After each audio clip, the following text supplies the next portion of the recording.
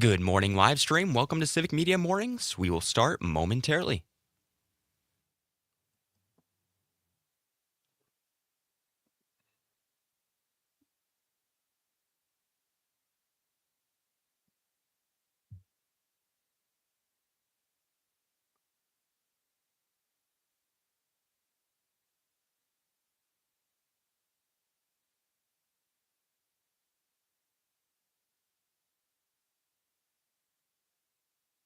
Fifteen seconds.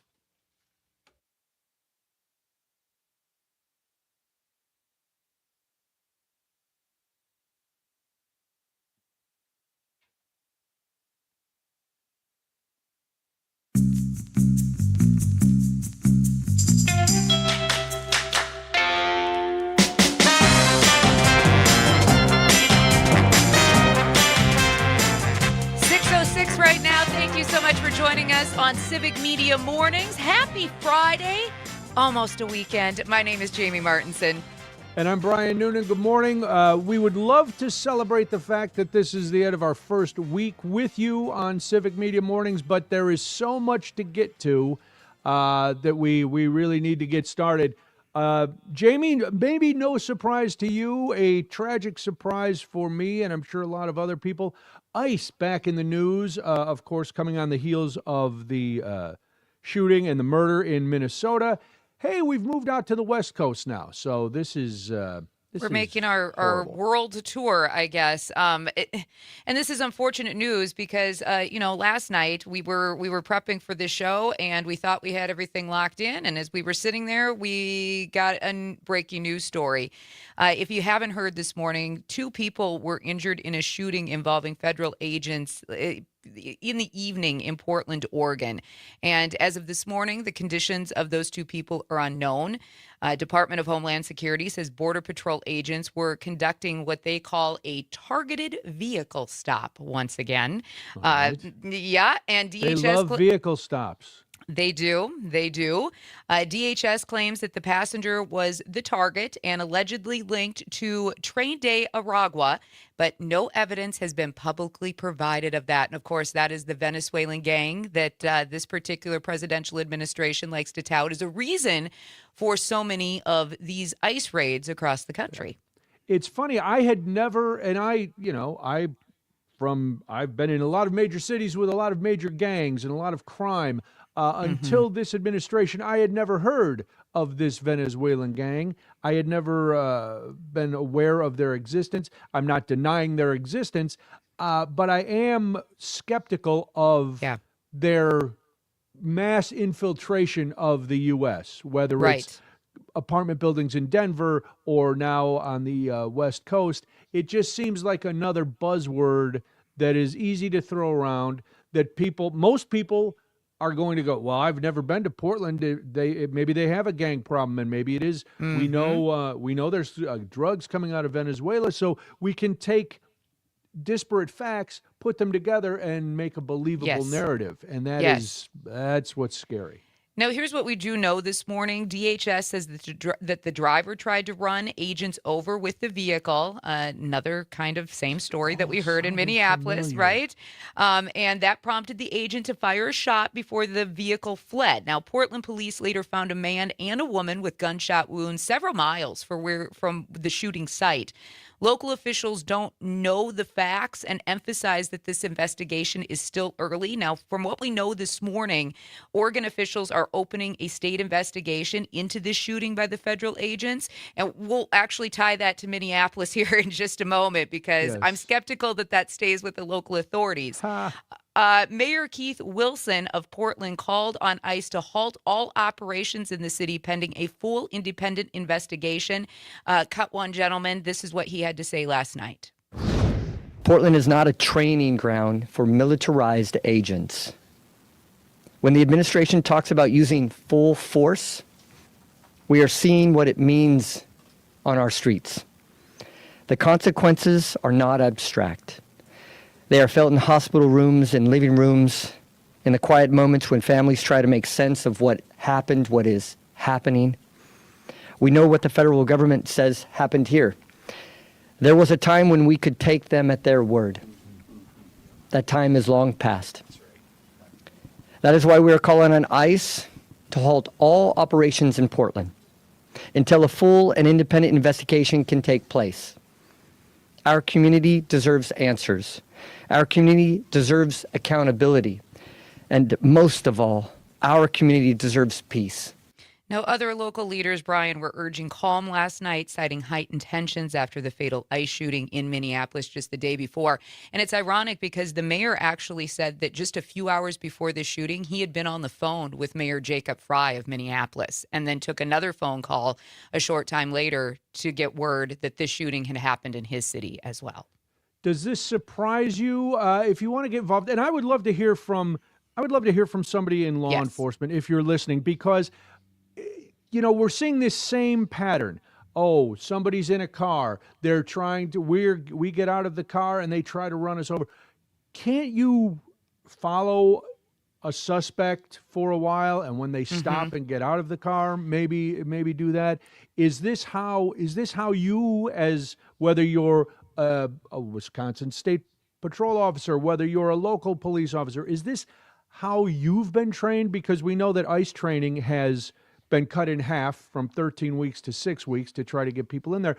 So we'd love you to jump in, 855-752-4842, 855-75-CIVIC. That's the phone and text line. So get a hold of us and share your thoughts on this. Does what happened in Portland surprise you?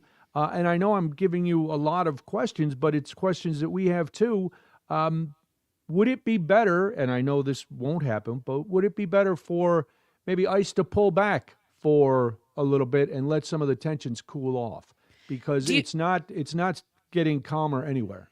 Don't you think, though, and you and I were talking about this a little off the air this morning, don't you think this is the intent, though, to basically firestorm these cities and perhaps scare people? And I don't want to be glib, although I've been accused of that before, but don't you think part of this is to create chaos and create fear in people, especially in blue states, in blue cities? I think it's part of the plan to... We go in, we create this environment, and I mean the administration and ICE. They go in, they create this environment of fear, and it gets people riled up. When people get riled up, they start to protest. Well, this feeds more into the narrative of the administration that these blue cities are out of control. So we lit the fire, we fanned the flames. Now we're saying we're the only ones who can put the fire out, and so that. It's a vicious circle. And this is all my opinion, and you're welcome to have yours. And you can share it with us anytime at 855-75-CIVIC. But yes, to your point, Jamie, it is. It's rational people would say, okay, yes, I think everybody can agree that we don't want violent criminals here illegally. This worst of the worst thing isn't working.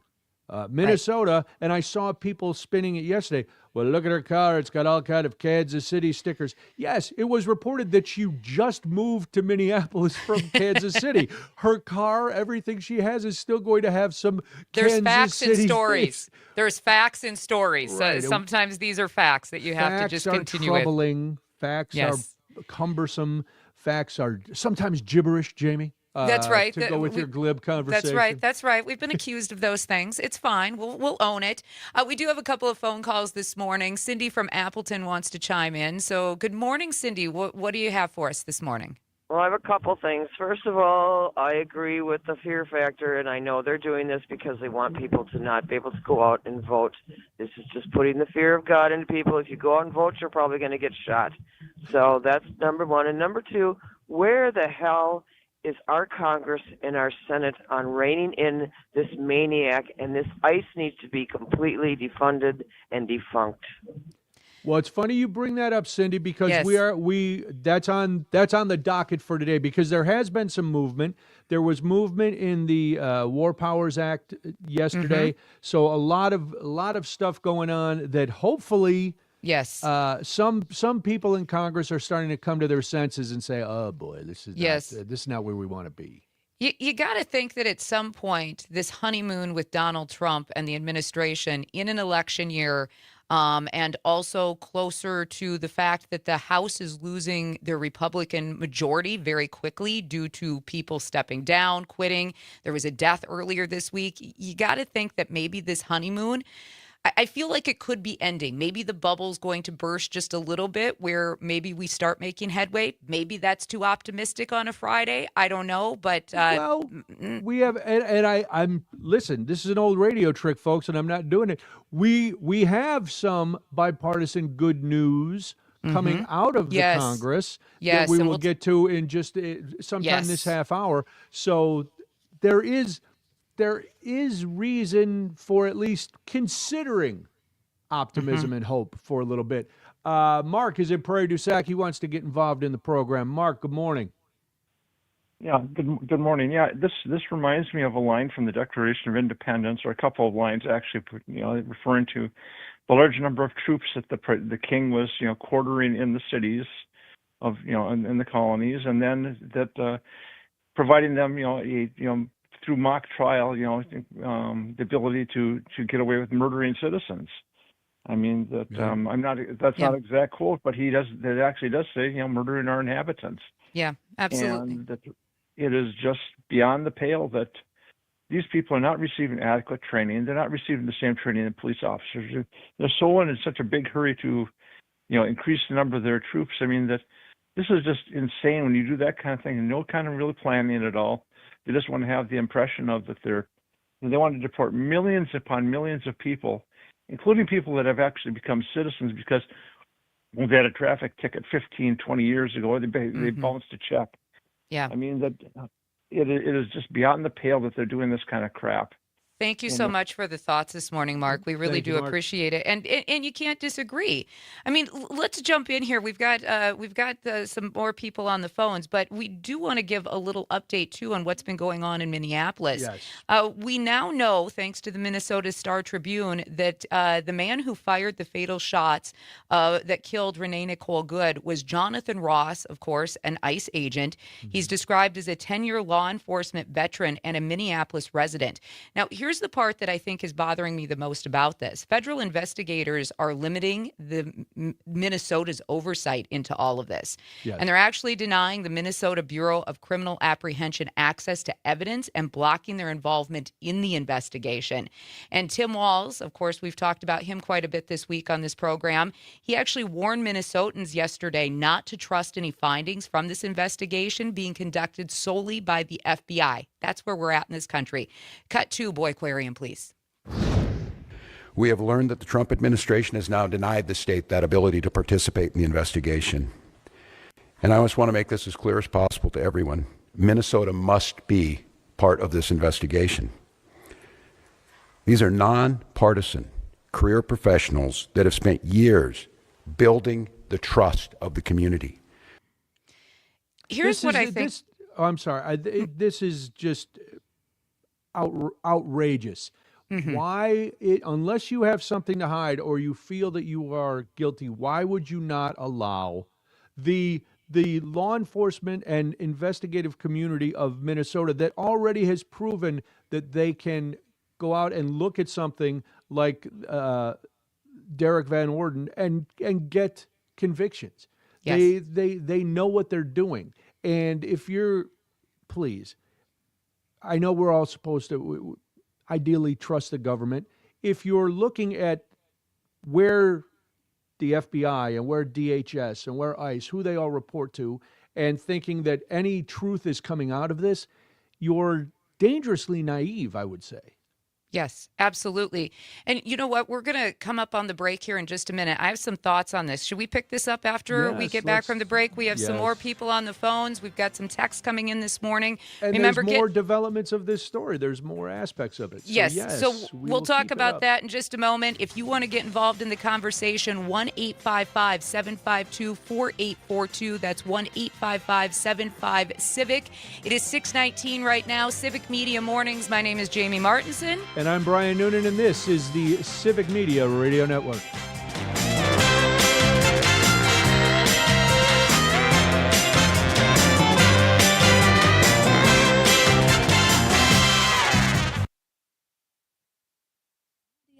both weird in the best way. Some of the biggest names in music are heading to Madison, not for a paycheck, but to support a promise. Joey's Song is back for the 10th year, bringing legendary musicians together to raise money for epilepsy research. The event, founded by Michael Gomel in honor of his son Joey, who died in 2010 after battling a rare form of epilepsy. He was severely disabled and it was going to take a lot of care, but we really wanted to do something to help the next family. What started as a small benefit has now raised more than $1.5 million. Then after he passed, then it was time to get serious about this. Artists from bands like Garbage, the Bangles, the Go-Go's, the Goo Goo Dolls, and this year, even Tears for Fears. They do it because it's important to fund this research, and everybody comes in place for free. None of them take a penny to play. Turning music into hope, one song at a time. Find information at joeysong.org. I'm Terry Barr for 92.7 WMDS. Doctors Without Borders is delivering life-saving medical care where it's needed most in communities around the world. From bandaging war-wounded patients in Sudan to providing clean drinking water in Haiti, we're in more than 70 countries worldwide, bringing patients from sick to recovering, from emergency to aid, from crisis to care. This life-saving care is made possible by a global movement of supporters like you. Thank you. John and Gordy. Well, you've got your AI glasses. They're on the way, right? Yeah. Finally? Been At waiting least for an update every 2 once months. in a while. I'm going to try and wear these on the air. And I'm going to ask questions, and it will answer those questions. How much that set you back, by the way? How much is it? Well, Come on. Yeah, okay, that much. His huh? wife is listening. Okay, it was your Christmas present to yourself, right? it was. Okay. Afternoons starting at 2 for your afternoon drive. Let's talk rechargeable battery safety with tips from the National Fire Protection Association. Only buy products with a safety certification mark. Charge devices on hard surfaces. Don't use off-brand cords. 15 seconds.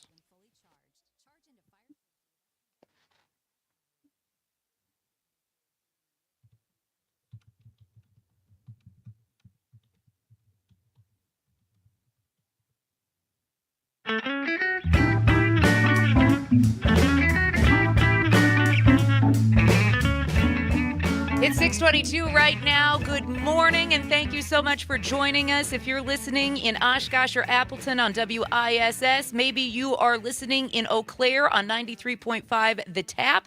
We are glad that you're here. My name is Jamie Martinson. And I'm Brian Noonan, and wherever you are on the network, if you want to get involved in the conversation, 855-75-CIVIC. We've been talking about not only the ICE shooting in Portland yesterday, but of course the continued investigation into Minneapolis. We had asked earlier, if there were any law enforcement people listening who could come in, because I just have very basic, simple, I think, logical questions. And Paul has been hanging on. Very, very nice of you to hang on, Paul. Welcome to the program. We're glad you're here. Good afternoon or good morning. Good morning. And you are in law enforcement, is that correct? I am retired. Okay. I worked in a sheriff's office and I worked as a chief of police. Perfect. So there's been a lot of talk about the way these things keep going, where the ICE chases a vehicle, they stop a vehicle, they try to get the person out, and allegedly then the person in the vehicle tries to run over the ICE agents. And I was just wondering, I've watched enough movies and TV shows. Can't you just follow somebody till they get out of the car? Isn't that safer? What's the procedure for following and apprehending and car stops and that kind of thing? And I know it differs from jurisdiction to jurisdiction. Well, the main thing is you want to get in a safe place to stop. So you're always going to be out. Most of the time you're by yourself. You don't have a group of people. That's the problem with this stop in Minneapolis. There's a group of people there, a group of officers. She was getting different commands. You had the one officer that actually did the shooting. He came around the car from the passenger side and came up in front of the car while the other officer was reaching in her window telling her to get out of the car and move forward. So she's getting different commands. So, and when you see her backing her car up, that's probably because the officer in front of her was blocking her by standing in front of the car, which is another issue. Why are you standing in front of the car with your feet, Do you have a patrol car that you can pull in front?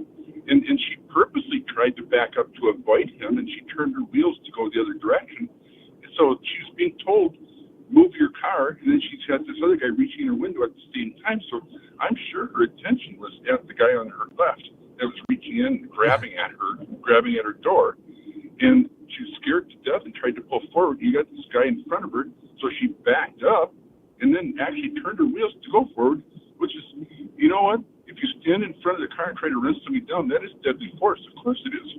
But the officer puts himself in harm's way by doing that. He intentionally did that.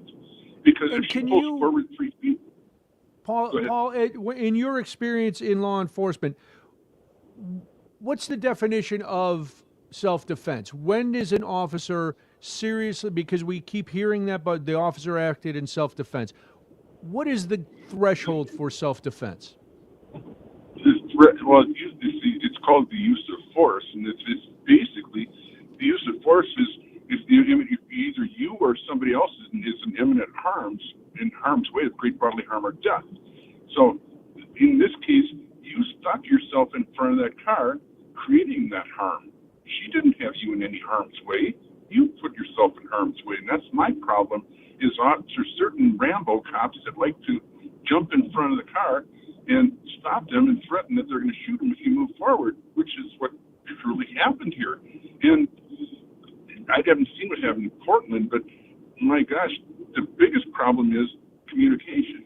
You got to tell this person what you want them to do. I heard different people telling her, get out of the car. I heard somebody else say, move the car. At the same time, you got that Rambo officer comes from behind the car up on the passenger side, so he intentionally went around the car to get to the front. He had no reason to go around that car to get up to the front because they were trying to talk to her already. And if she wants to move, that's probably what they wanted her to do anyhow. So why didn't you shoot her? Paul, in your experience, is this a lack of training? Is this a lack of training or just a lack of know-how or with a lack of communication? What's your opinion? I'm going to say both, because it's the lack of training, number one, lack of experience, and I don't know, have they been trained to stand in front of the car or get the heck out of the way? Because you really are crazy by doing that, but it sounds like he is maybe the Rambo guy. The other thing would be, these are people that are not necessarily trained to be police officers, maybe dealing with citizens. These are like taking a soldier and telling him to go out in the street and keep the peace. Because people don't always listen to you, and you have to maybe explain to them a little longer. Where when you're in the war zone, you shoot people and you get to walk away. You don't have to explain yourself. Yeah, it's a completely different skill set. Yeah. There you go. Well, Paul, we appreciate your insight and your expertise, and thank you for hanging on to clear some things up for us. And we also appreciate Paul's past service to anybody in the military or in local law enforcement. If you want to get in on this conversation this morning, 1-855-752-4842. That's 1-855-75-CIVIC. And I think we're going to continue this conversation this morning. There's some other news that happened around the state. There's some other news surrounding DHS and Kristi Noem. And I think these are all important conversations that we need to keep having this morning, Brian. Go ahead. Sorry. I agree 100%. But we do after the break. We've got some good news and a surprise from a Republican legislator right here in Wisconsin who shocked us, and for all the best reasons, I believe. Yes, so we'll very get to much that so. Too. We'll but get you're into right. all There's of a this. lot more. There's a lot more going on. We've got to get to your. I have the a civics bee in lesson. Your bonnet, yes, and your I have a civics lesson. Yes. So that's all coming up. There's a lot, and you are always welcome to get involved, as Jamie said, at 855-752-4842, 855-75-CIVIC. That's our talk and text line. So get in on that and share your thoughts with us this morning on a lovely Friday. That's right. It is 6:29 right now. My name is Jamie Martinson. And I'm Brian Noonan, and you are listening to the Civic Media Radio Network.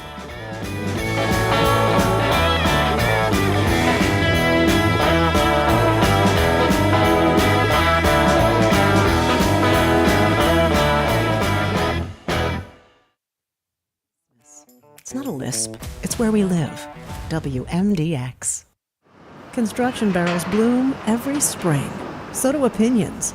WMDX, guiding Madison through life's most predictable surprises. How do you feel as a producer? The tariffs that have been imposed on your products around the world and are being imposed right here in the U.S. I'm Pam Yankee, starting you off before the opening bell on a Finally Friday morning. Quick look at what's happening in agribusiness news influencing your markets. Well, apparently farmers' opinions on what's going on with our markets and the tariffs has changed just a little bit. Michael Langmeyer is the director of the Center for Commercial Agriculture at Purdue University. In December, they did a survey of growers to find out what their thoughts were on the trade situation that they're facing. And he says between the early part of 2025 and the end of 2025, farmers' opinions changed. When we asked that question a little earlier in 25, as many as 60% thought that actually the trade negotiations and the tariffs was actually going to improve the outlook for U.S. agriculture long term. That dropped to 54% in December, and so it's still a majority of the respondents, but it is lower than it was earlier in 2025. However, when we asked the question, do you think the U.S. is heading in the right direction, that remains at about 70% saying affirmatively that the U.S. is moving in the right direction. And those particular questions, I think, if you tie those back to the index of future expectations, is keeping that index of future expectations higher than what it would be otherwise. So for the most part, farmers remaining bullish on the direction that we're headed as a country, tariffs or not. Markets and overnight electronic trade as we get rolling on a Friday morning, so far holding fairly firm. I'll take the numbers next. In fields where weeds don't back down, farmers count on Liberty Ultra Herbicide by BASF. The Liberty Lock formulation delivers stronger coverage, improved uptake, and 20% better weed control. Clayton Anderson in North Loop, Nebraska can tell you the same. Every post-pass we go in on soybeans, we spray Liberty on anything that we can, and it does everything that we need it to do. That's Liberty Ultra Herbicide. Steady, trusted dependability. Hear more Ultramonials at libertyultramonials.com. Always read and follow label directions. What does life on the cutting edge mean to Riley LaPinka? Making hay has changed so much now with Harvextra Alfalfa. You don't have to be tied down to a certain cutting window. That saves us a lot of headache, a lot of cost, wear and tear on machinery, you name it. It just cuts all that down. Harvextra Alfalfa with Roundup Ready technology gives you an extra edge when it comes to cutting flexibility. Hear more of Riley's story at harvextra.com.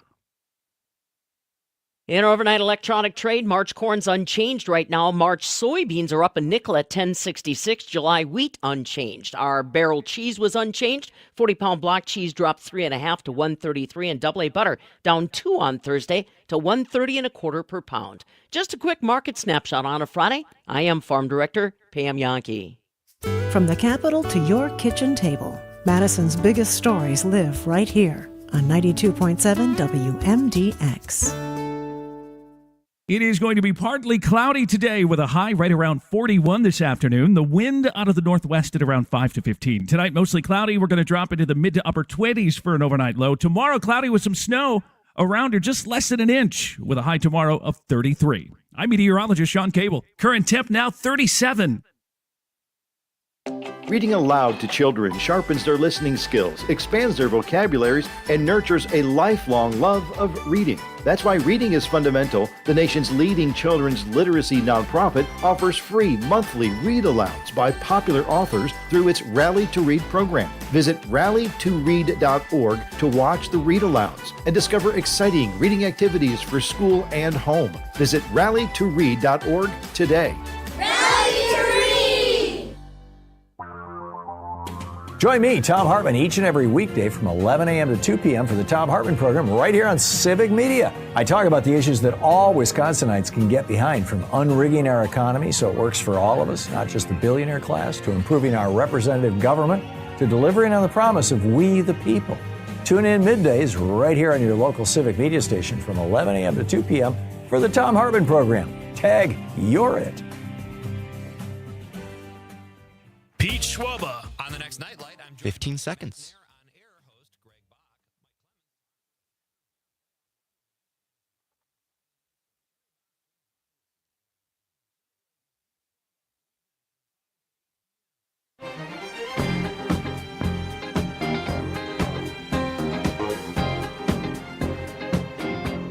6:35 right now. Civic Media Mornings on the Civic Media Radio Network. Good morning. My name is Jamie Martinson. And I'm Brian Noonan. If you want to get involved in the program, 855-752-4842. That's 855-75-CIVIC. There's been a lot of talk, Jamie, over the last couple weeks of the Obamacare or ACA subsidies. I think a lot of people like to keep calling it Obamacare because then they can disparage it. But that's neither here nor there, because what it meant to a lot of people, my family and your family included, is that all of a sudden healthcare costs and insurance were going to skyrocket because we were going to let those subsidies lapse. But there is There's some good news. There's some good news. There is. There's good and bad news with this particular story. Let's be honest, okay? And for the first time in maybe his political career, we get to give Derek Van Orden a few props here today, okay? So stick with me. I know. I feel like a round of applause is necessary. Oh, thank you. Thank you, Boy Aquarium. That might be too enthusiastic from the Boy Aquarium, but I appreciate them jumping in. They're on top of it, though, for us this morning, which is what I appreciate. So the House yesterday approved legislation, if you haven't heard, to restore Enhanced Affordable Care Act subsidies for 3 years by a 230 to 196 vote. 17 Republicans, including Wisconsin's own Derek Van Orden, joined Democrats on that final passage. And he actually, these 17 Republicans, let's be honest, defied GOP leadership. Now, an earlier procedural vote saw 9 Republicans help advance this bill. Here's where the bad news comes in. It's unlikely to pass the Senate as it's currently written. We get what we take, right? We get what we get. Some Republicans hope that it's going to jumpstart, though, some sort of bipartisan compromise to curb what have been rising premiums for these subsidies that expired on December 31st. And let's be realistic, there's a lot of families, a lot of small business owners who have seen their prices double and in some cases triple because these subsidies expired. Now, a bipartisan Senate group is starting the exploration of some sort of deal that might extend the credits with some income caps. It might lengthen the ACA open enrollment period, though those conversations are still ongoing. Now, abortion funding, though, right? This is where things get a little sticky. That's always the sticking point, right? Yep.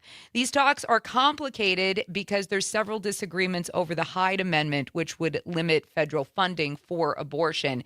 And minority leaders, Hakeem Jeffries and Chuck Schumer, are arguing that this House vote pressures Republicans to compromise. Now, earlier, if you joined us, you heard me say that I feel like the honeymoon period for Trump might be ending, because this was just one example, Brian, of things that Republicans did well over this week, okay? Or at least compromised on. So besides these subsidies, they also voted for a J6 plaque resolution honoring law enforcement that actually passed the Senate. Republicans pushed back on the Greenland rhetoric this week as well. Forcefully, mind you, they pushed back. And then the Venezuelan resolution advanced, and Trump actually called out 5 different Republicans and said they should not be reelected. And don't you think that's the key here? Midterms are coming. The 100%. Polling numbers not looking great. And we alluded to this a little earlier in the program. The Republicans are losing their majority in the House due to retirements, people just downright quitting. And earlier this week, they actually had a member who passed away, which also slimmed their majority. And it is one of those things where I would love to be hopeful. I give myself room, and I think a lot of people do, to be a little bit hopeful. It's hard to say, oh, this has been a honeymoon phase. I mean, this term, it's still the honeymoon phase, but we've seen a lot of this before. I want to think that maybe some of these Republicans who are looking at some of the issues that you just mentioned and saying this is not how we want to do, they're actually listening to their constituents. But it is all about, am I going to get elected? Because this is not going to, as much as some people would want it to, this administration is not going to last forever. There is well, right now, constitutionally, there is an end date. We can see it. And a lot of these people in Congress, they don't have an end date. As evidenced by Mitch McConnell et al., who and Nancy Pelosi and everybody else who wants to stay from cradle to grave in the Congress. So it's self-preservation that if we look hard enough, we can find a little twig of hope to hang our hat on to say, okay, maybe they're doing the right thing because it's the right thing. It doesn't matter in the end what the motivation is. The end result will be the same, and it is that some of the craziness will be curbed a little bit. Right. And I mean, that's just it. We could be giddy because they did the right thing, but at the end of the day, we know what the reasons are. And so we take what we can get. It's an unfortunate place to be because I can't honestly say that I trust any of them to do this because they see it as the right thing. It's a re-election. It's a re-election thing. It's not altruism. No. It's self-preservation. And I think anybody who gets giddy is probably putting something in their morning coffee. I think you can be encouraged, and I think it's right to be a little bit encouraged. I think if you just look at the results and don't fixate on the motivation, you'll probably be better off. I think so. This is nice. This is good. A little progress is being made. Why are they doing it? I can't. They're compromising. They're talking. It's like real government at work. Progress and compromise. It's crazy how these things work hand in hand. Now, we do have a lot of texts. We have people who have been chiming in all morning. We've been talking, if you're just joining us, a lot about the shootings that happened in Portland last night. Of course, we discussed the Minneapolis shooting as well. Governor Tim Walz, I should say, coming out and saying that the FBI has taken over total investigation in Minnesota. They're not allowing the state authorities in at all. And here's the thing about this, and we'll read some of these texts in a moment. Tragedy this type of tragedy demands some sort of independent investigation, as far as I'm concerned. And I think we should all agree on that. There should be no political spin on somebody losing their life in the manner that we watched on that video in Minneapolis. And Paul from Spooner chiming in this morning as a former law enforcement officer. We haven't seen any video from Portland as of yet. I've been scouring the internet this morning. I haven't seen anything. We have the video in Minneapolis from multiple angles, and that directly contradicts anything this administration is saying about what happened in Minnesota. The footage shows the officer stepping aside. He's firing at arm's length at a moving vehicle, despite DOJ policy that clearly prohibits deadly force against a fleeing suspect when no weapon is present. And you mentioned earlier that I had a little bit of a bee in my bonnet. I love civics. I love history. I love rule. I love law, and I love process. Here's what a little. What don't you love? Let's get to the shorter list. What don't you love? What don't I love? You seem to love a lot. I don't love having to talk about this stuff, right? And I don't love having to teach civics. I feel like it's stuff we should already know. But here's a little lesson for everybody this morning, okay? In 2022, the Justice Department updated its use of force policy for the first time in 20 years, adding a duty to provide medical aid and also making clear that officers in general, obviously there's going to be some circumstances that apply, may not fire at a moving vehicle. Every federal law enforcement agency, including ICE, adopted that policy that has not been rescinded. Those are the rules. Those are the facts. This is why I love process policy and all of that, because some rules are you can't argue with them, right? I love that sounded like the summation at a trial. These are the rules. These are the facts. I watch a lot of Law and Order. It was very, very procedural. I loved it. Thank you. And I don't say that to be glib or crazy. Was gibberish. It was not gibberish. It was absolutely the fact. And I did hear that reported throughout the night last night going, hey, one, they're not supposed to shoot at moving vehicles. Right. Two, if you're surrounded, and Paul brought up a good point. If you missed the call earlier, Paul said a lot of when, as a former police chief and Wisconsin deputy sheriff, you're usually by yourself. When you have a large group of agents surrounding a car and everyone is screaming something different, drivers are going to get confused. Plus, if you're a woman who has done nothing, you're terrified by this. Mm-hmm. You've got people swearing at you. There's firearms around you. You've done what they told you. You were letting cars around you. And I go back to they were stuck in the snow. And it's funny. I keep looking at that video for the snow on the ground. There is not enough snow on that ground for a tricycle to get stuck. No. But that's not the point. The point is that they're just not doing it the way they're supposed to do it. And another good point that Paul brought up and other people have brought up, it's one of the reasons we don't have the National Guard on the street all the time for law enforcement, because it is a different skill set in the military and in local law enforcement. You're not in the military taught as much how to interact with civilians. The local law enforcement is. It's just, It's a recipe for disaster, this whole thing. Absolutely. And if you want to get in on the conversation this morning, that number 1-855-752-4842. That's 1-855-75-CIVIC. You can call us, you can text us, you can also use the Civic Media app, which you can download for free in your Apple or your Google Play Store. Now, we do have a lot of texts coming in this morning as well, people chiming in on the conversation. Tracy from Johnson's Creek says Project 2025 is all this is. It's more than 50% complete. Also goes on to say that this is by design. They only want white rich 1% on Earth. We have a brand new texter this morning, Chrissy from Fitchburg. Thank you so much for joining us. She says de-escalation, that's supposed to be a hallmark of police work and dealing with citizens. There was absolutely no de-escalation from this ICE agent. He seemed exceedingly angry and looking for a fight. We also have, Jim from Appleton chiming in this morning saying, doesn't lack of training go out the window when they claim to have 10 years of experience? That's a very good question. It is a good Thank point. You, Jim. And it's also that we haven't mentioned this morning that was found out. This officer, who Jonathan Ross is his name, this ICE agent, he was part of an elite border unit in Border Patrol.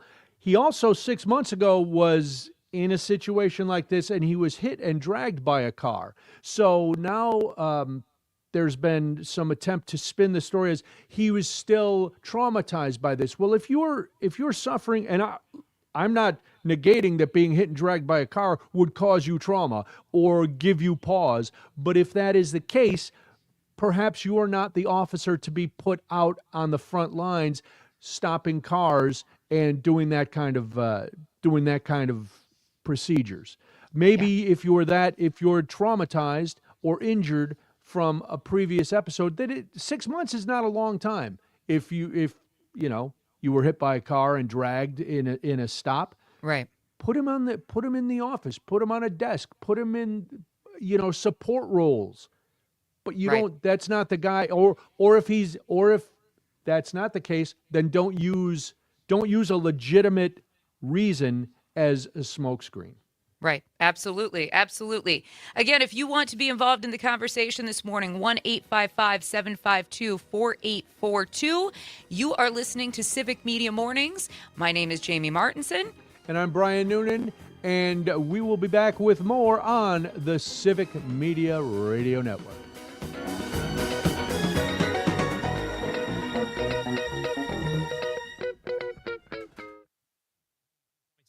WMDX, Madison's real news and great conversation. And home for Nightlight with Pete Schwaba. Weekday evenings from 6 to 8. You can support animals in need in our community when you shop at Dane County Humane Society's thrift stores. Thrift Store West on Watts Road and Thrift Store East on High Crossing Boulevard. Shop gently used and new clothing and accessories, home goods, toys, furniture, and a whole lot more. All proceeds from the Dane County Humane Society's thrift stores support the comfort and care of animals in need across the county. Visit giveshelter.org/thrift for more information. This is Robert Pilot of Native Roots Radio. On our show, we share stories from Turtle Island highlighting the people and issues shaping our communities. From protecting water to treaty rights and preserving languages and traditions, we cover it all. Hear voices like Orvina Martin of Emerge, Wisconsin, Dr. Stately, Robert Lilligren, and more. Because Native issues are human issues, and human issues are Native issues. Native Roots Radio, weeknights at 8 on your local Civic Media radio station. When a warrior faces adversity, he fights through it. He finds a way. Freedom isn't free. Rolling strong. Belief. Believe you can, and you will. Wheelchairs for Warriors provides mobility solutions to veterans and first responders injured in the line of duty. Join the mission and visit wheelchairsforwarriors.org. Hey there, Wisconsin. Tom Hartman here. Democracy is not a spectator sport, so join me each and every weekday right here on Civic Media for the Tom Hartman program from 11 a.m. to 2 p.m. Covering the news of the day and sharing ways for you to get off the sidelines and get active in your community, because change starts with you. Get involved and tune in to the Tom Hartman program Monday through Friday from 11 a.m. to 2 p.m. right here on your local Civic Media radio station. When a person calls 988, they're connected to a crisis counselor. A caller can expect to talk about coping skills. They can chat, they can text, and when they come out on the other side, they're feeling better. Call or text 988 or chat 988lifeline.org. Parallel parking in Madison? Impossible. Finding real conversation on the radio? Probable. With 92.7 WMDX.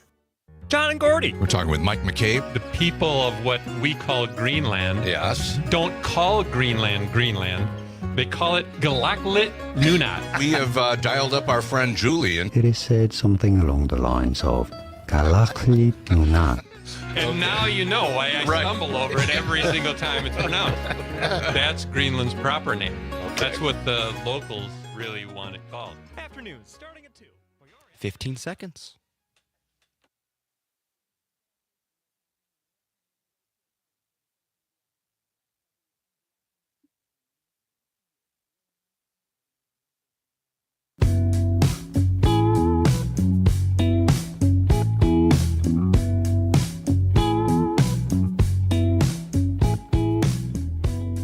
Thank you so much for joining us on this Friday morning. You are listening to the Civic Media Radio Network, Civic Media Mornings. My name is Jamie Martinson.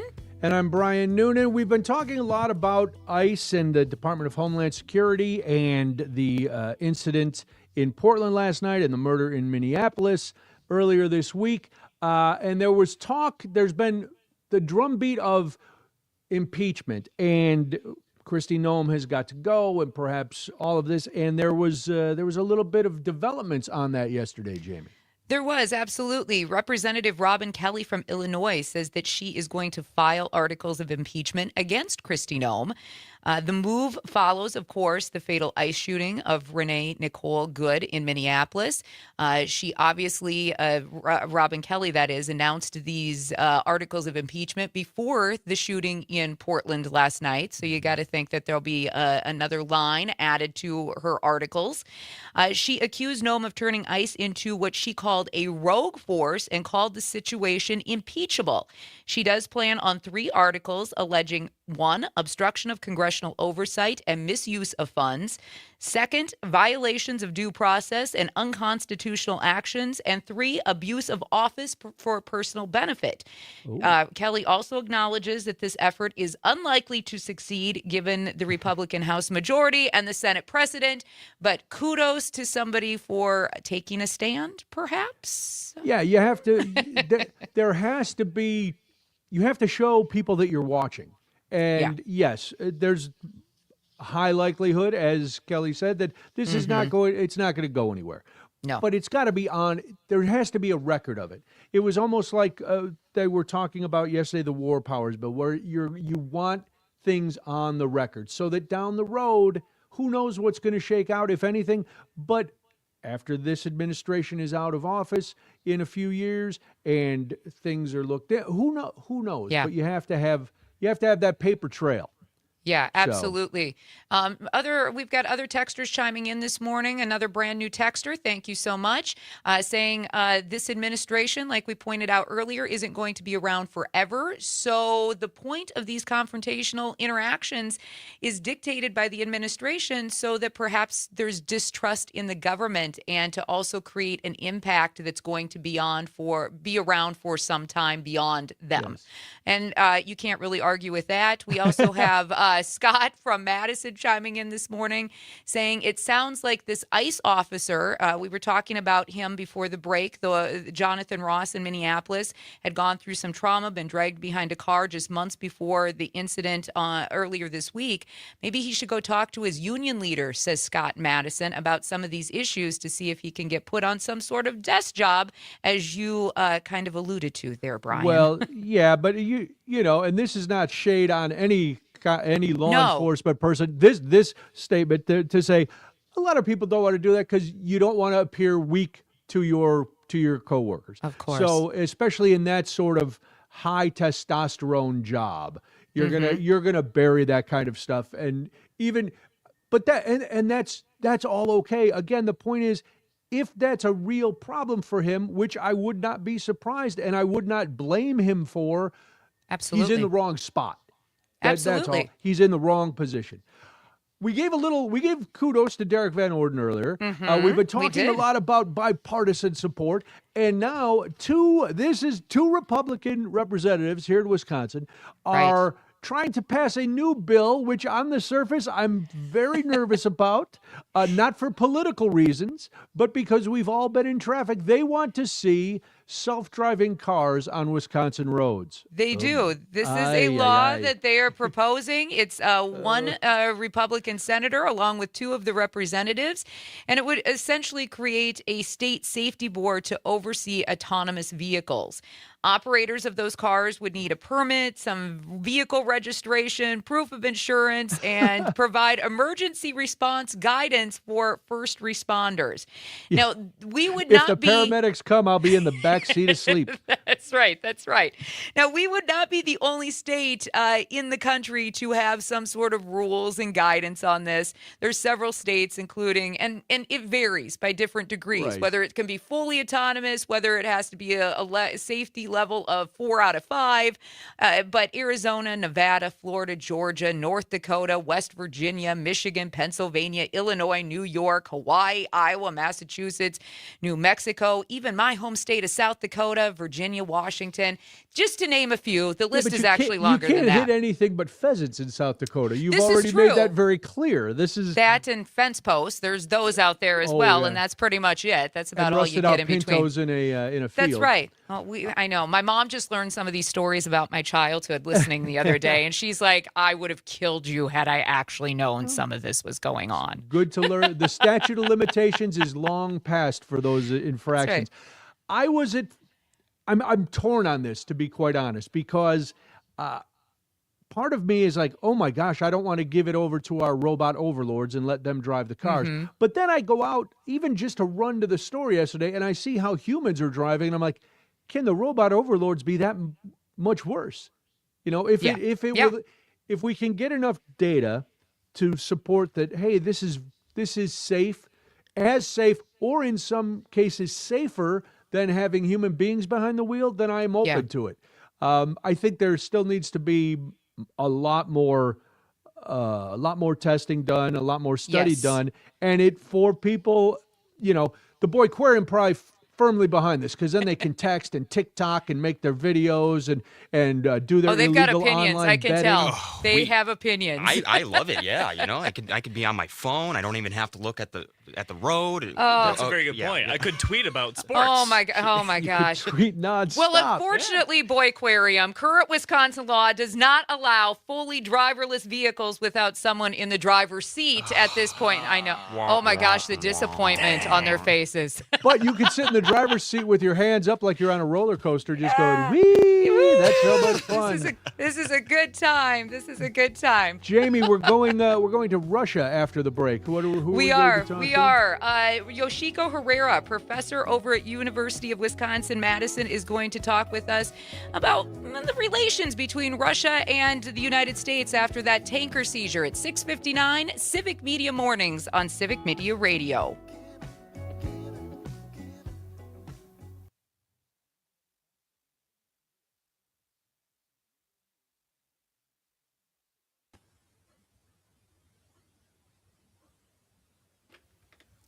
Good morning, Yoshika. How are you? Good, thank you.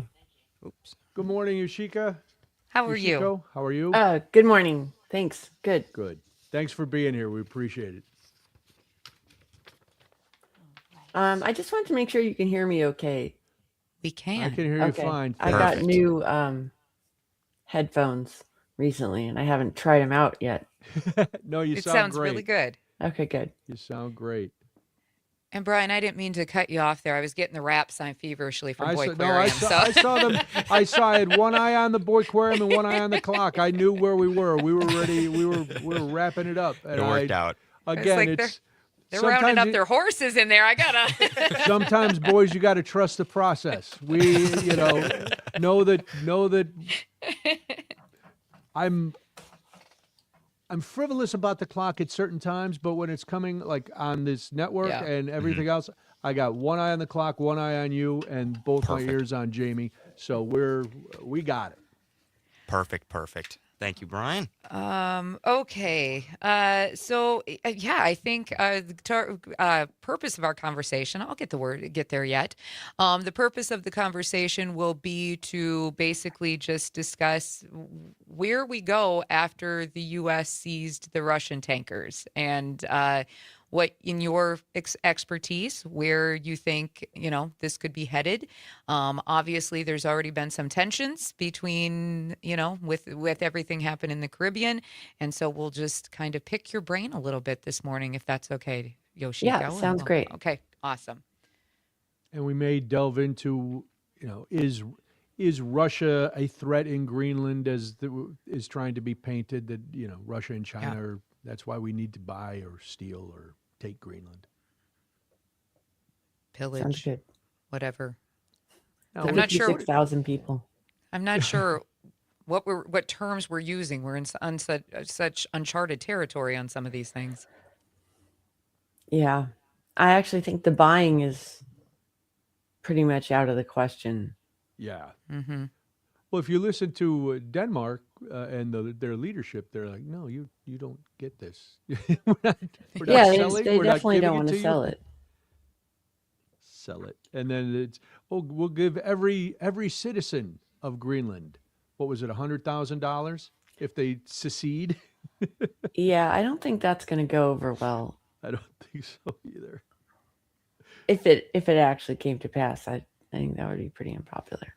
I don't think they run a lot of these things past anybody. They just say them and do them. Then deal with it later. Oh, did we say that? All right. Send Marco out to walk it back. Yeah.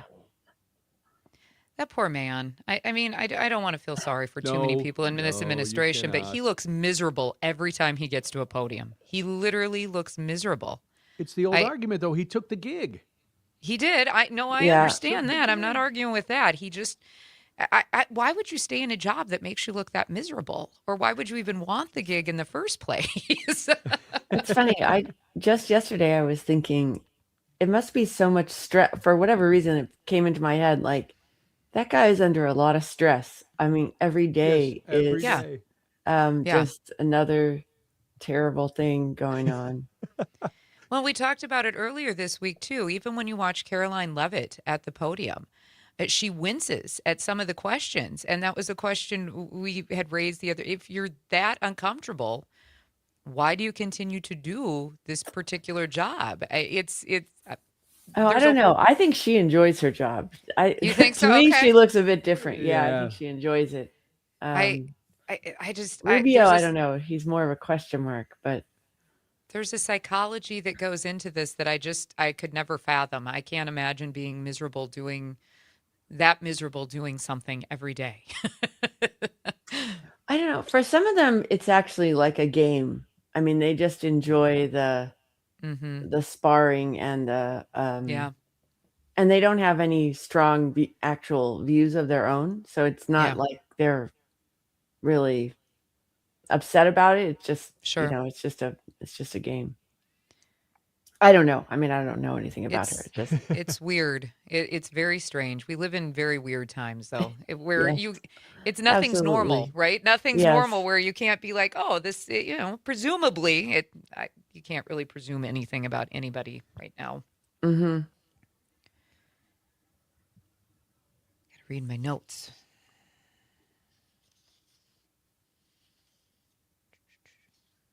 Got, it looks like about a minute. Okay. About a minute. Okay.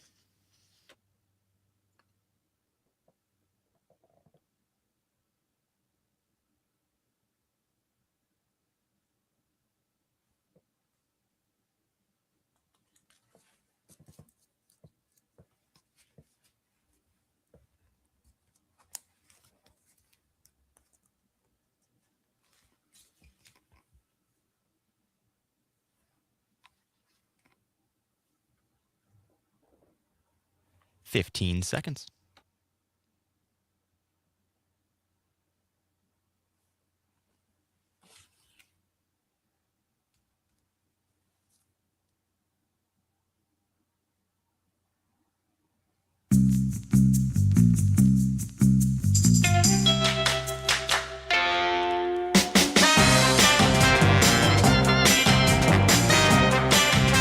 Thank you so much for joining us this morning on Civic Media Mornings on the Civic Media Radio Network.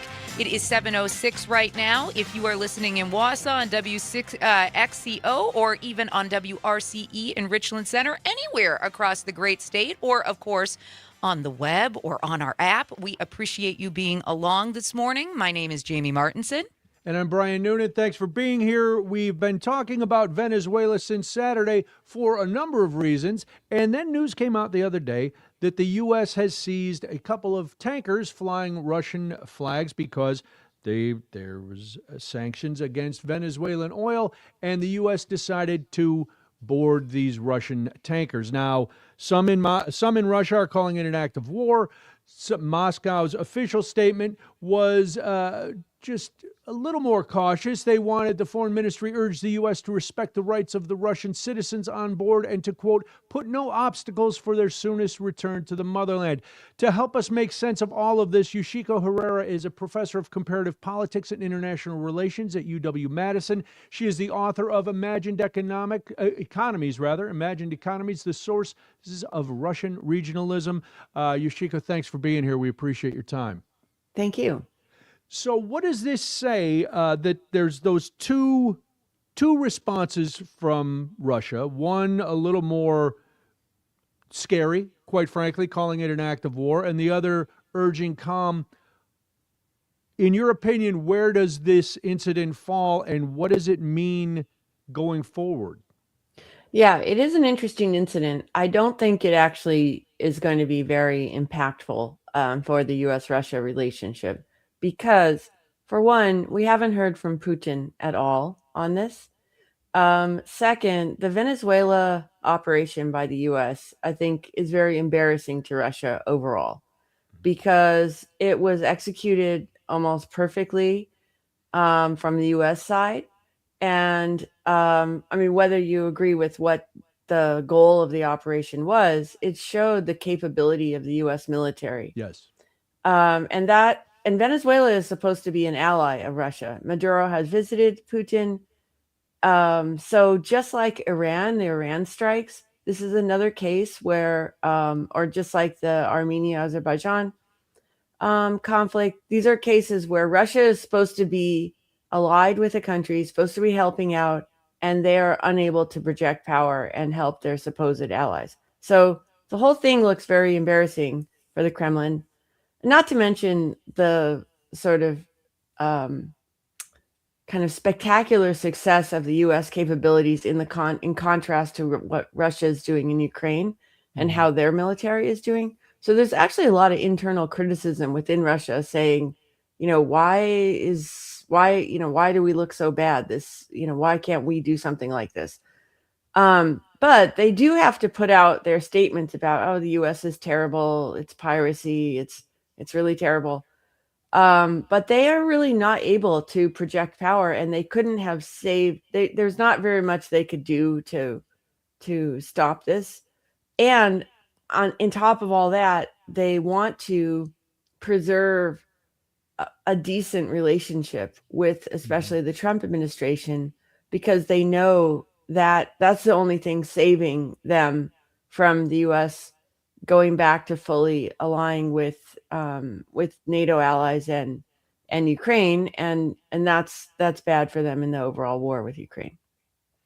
Do you think this is a pattern, Yoshiko, that Russia at this point is expecting based on what we're seeing in the Caribbean? And I know, Brian, we want to get into a little conversation of Greenland here in just a moment as well. But do you think this is a pattern that they've been expecting from the United States? Or do you think this was completely unexpected, but now they just kind of want it to go under the rug? We don't want to talk about this anymore. I think they want to compartmentalize it to say it's a Venezuela thing. So it's much better for Russia to say, oh, this is just the U.S. doing something against Venezuela, rather than this is the U.S. directly challenging Russia and Russia being unable to put up a fight. So it's not in a certain way, it's a surprise. But that ship that was taken over was actually being chased for like a week. So some people had been watching it, people that watch these things have been watching it and calling it like the O.J. Simpson thing, because they're not like super fast. They just keep going and going. Yeah, diplomatic humor. That's awesome. Yeah. But the ship actually came from Iran, and then it went to Venezuela. It was not able to get any oil at Venezuela. Then it tried to hide, turned off its radar or transponder, and that's why it was caught up between Iceland and Scotland. But I think something that's interesting is that it was initially flagged as a under Guyana, and all ships have to have a flag. Mm-hmm. And it literally changed flags en route with the people on board painting up the Russian flag on it, hoping to get support from Russia. But this is actually not allowed in international shipping. You can't just change the flag like that. I wanted to ask you about that because it said Christmas Eve was when they changed the flag, and in the stories that I read, they intimated in the stories that came from Russia, that Russia okayed them flying the flag. Is that what you've heard, or is it like you just said that the people on this Iranian boat from Iran under a Guyana flag decided, well, if we fly the Russian flag, that's going to be a warning to the U.S. to leave us alone, and maybe we'll be able to continue on our journey? Yeah, I have not seen reports of the actual crew, but the crew may well be Russian, and it may well be that this ship, this aging tanker, is part of the Russian shadow fleet, which Russia uses to move its oil around the world to evade the price caps and sanctions and whatnot. So it may well be actually crewed by Russians. It might be that they just asked Russia belatedly for help. I kind of think if there weren't a Russian connection, they wouldn't have been able to do that. Russia also sent a submarine, I believe, kind of belatedly, and then didn't do anything about it. So I think there was some kind of connection, but you can't just change your flag on a ship mid-route without it actually being a legitimate change in ownership. We're talking with Yoshiko Herrera, professor of comparative politics and international relations at the University of Wisconsin-Madison. In this particular case, what should we be watching for next, Yoshiko? Is there going to be, do you think, any sort of escalation? Do you think things are going to just calm down? Do you think that there's things that Russia is more concerned about with headlines in the United States right now? I think the big thing is that the U.S. has shown, number one, that they could take out this leader, which is a very difficult operation. And number two, capturing this tanker. There's like hundreds of tankers in this Russian shadow fleet. And that's really important for Russia. That's its main source of income, is selling this oil to countries like China and India and others. So if the U.S. is going to do this, I mean, there's lots of reasons why people have said you can't stop these tankers. There's international law. There's this, that, and the other thing. Well, the U.S. has just shown, like, well, I guess if we want to, we can. And so I think the danger for Russia is that the U.S. does more of this, and not just towards the Venezuelan tankers, but towards Russian shadow fleet. That, I think, is a worry for them. And so I think what they want to do is try to convince the Trump administration not to do that. And so I don't think they're going to escalate. I think they're going to try to de-escalate and try to get the U.S. to focus only on Venezuela to the extent we're capturing tankers, and not go after the Russian shadow fleet. Did this surprise you as far as U.S.-Russia relations? Because it seemed like this administration was very aligned with the Kremlin, and they seem to be working a lot in unison. Did it surprise you, and what do you think? How much do you think this surprised Russia, or is this all theater that we're supposed to say, oh, look, the U.S. is projecting all this strength, and yet there may be a backroom deal where Putin was like, all right, you can take this one.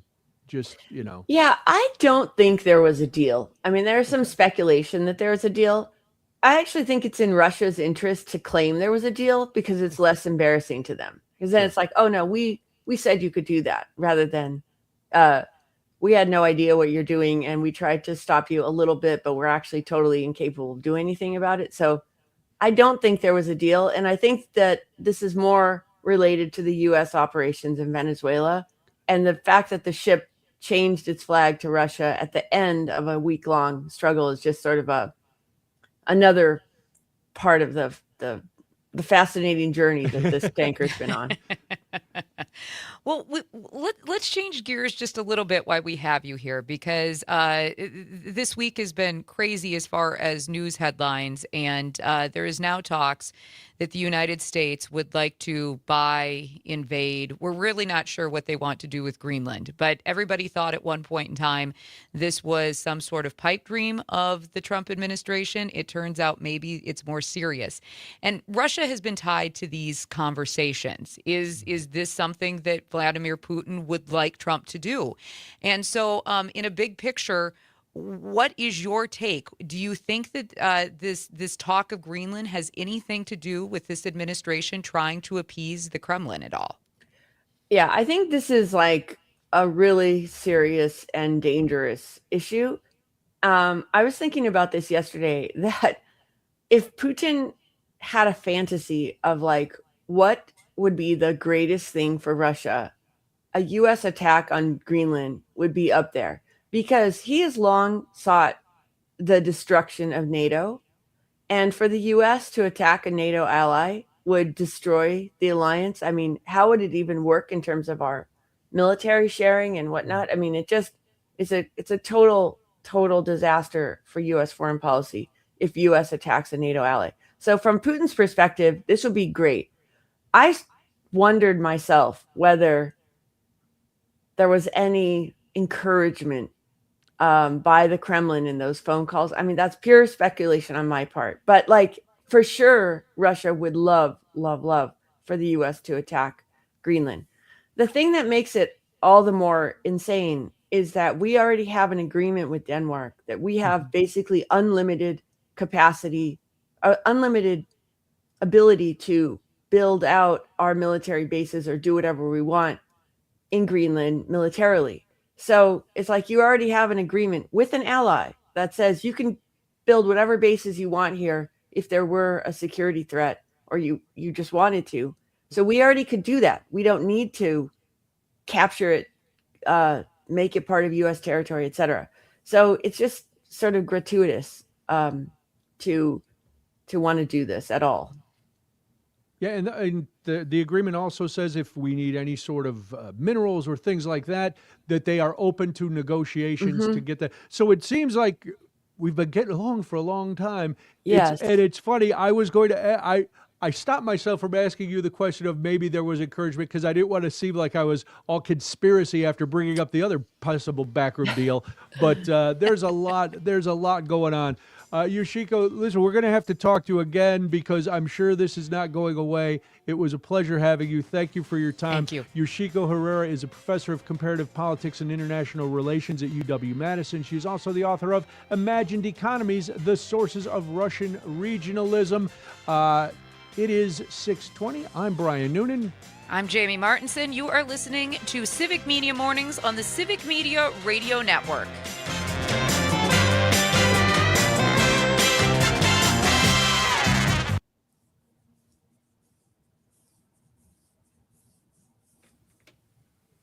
Thank you so much, Yoshiko. We appreciate it. Thank you. Thank you. Very welcome. Thanks. Great talking to you.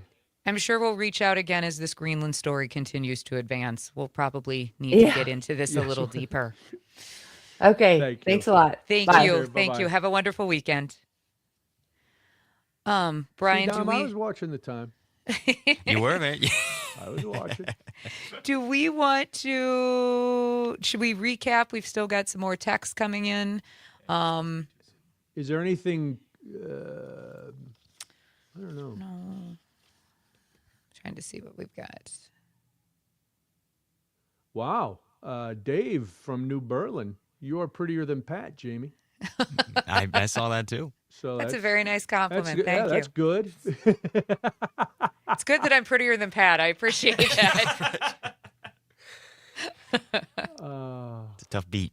And see, CJ tried to get through the wall of sound back there. Yeah, we're most likely we're trying to push him to only texts rather than calls. It's just appreciate that. Yeah. Or block his number. So Jamie, why were you Parker? Or why are you Parker in the chat? I'm glad I didn't mention Parker or mention you in some private text to Parker. because they log in here, so I'm using their stuff. I see. Do we want to recap the Portland thing? We had that in there? I think so. Maybe go through. And we can use the audio again. Cut one. Yeah. And, yep. Yeah. Yeah, because then the second half hour or the next half hour is going to be fun football. Yes. Mm-hmm. So. And I see Jacob hanging out down there already in StreamYard. Perfect. Yep. And I think, we've done a good job hitting all the big stories so far. So. Yeah. Mm-hmm. Yep. Absolutely. All right. We got 15 seconds. Don't boss me.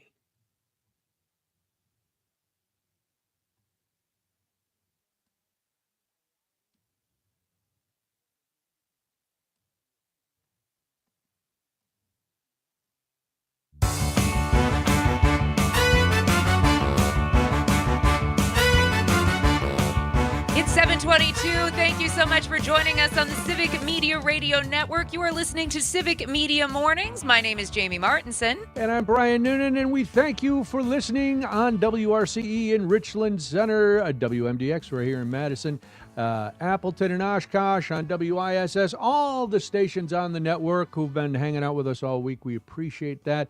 After 7:30, we've been talking about big stories. Mm-hmm. But after 7:30, we're talking about the biggest story. That's here right. in Wisconsin. The Green Bay Packers are heading to Soldier Field to what some of us on the show are thinking is impending doom against the Chicago Bears. I think we all think it's impending doom. Well, I think we all some think of it's us are impending happier doom. about that than others. But we're going to talk a lot of Packers football. And before we get out of here, there is a bet amongst the crew that you are welcome to get involved in. You just have to pick your side and then be prepared to follow through. So we'll get to all of that after this. But speaking of the top stories, Jamie, let's go back to the beginning of the show. Sure. ICE back in the news, this time in Portland. Yeah, this story broke, and some people might have already been disconnected for the night, and so might just be waking up to the news. I never disconnect, so I always know what's going on. But as this crew will attest, I am always connected to something. But 2 people, if you haven't heard, were injured in a shooting involving federal agents yesterday evening in Portland, Oregon. As of this morning, the conditions are unknown. The Department of Homeland Security says that Border Patrol agents were conducting what they call a targeted vehicle stop. Now, DHS also claims the passenger was the target. They are saying that the passenger was allegedly linked to Train Day Aragua. No evidence of that has been publicly provided, though. DHS does say that the driver tried to run agents over with a vehicle, prompting that particular agent to fire a shot before the vehicle fled. It turns out we've seen this story at some point earlier this week as well. Portland police later found a man and a woman with gunshot wounds several miles from where the shooting took place. Now, local officials do not know the facts. They have emphasized that the investigation is still early. And last evening, Mayor Keith Wilson of Portland actually spoke to the press. He called on ICE to halt all operations, and this is what he had to say. Portland is not a training ground for militarized agents.